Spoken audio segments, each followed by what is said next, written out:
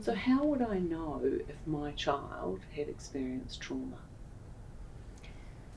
Well, I think, you know, what we say to all parents is that you are actually the expert on your child.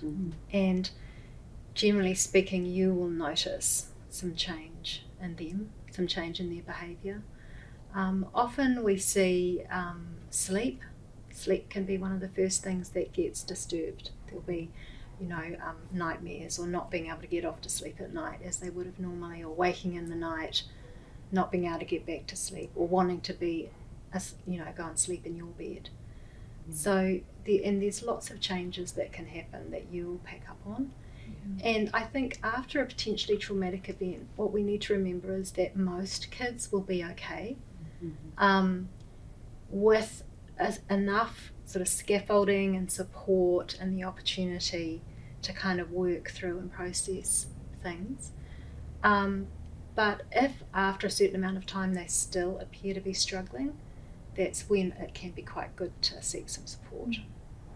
It's really important, hey, because I think that we can pathologise a normal reaction, and if you've gone through something scary, it's actually necessary and normal and really important that we kind of have a reaction to it.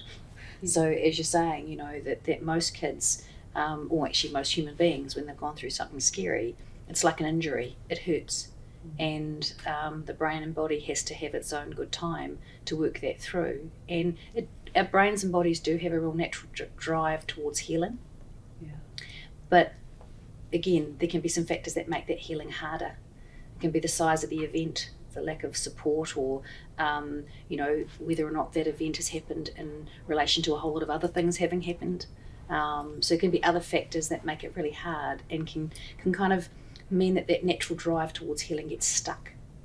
So as Sam was saying, you know, if things aren't changing, if that pattern's kind of getting worse, if the things you're doing that you would normally do, which would be fine and make things better, aren't making them better, then that's when it might be really important to reach out for some support.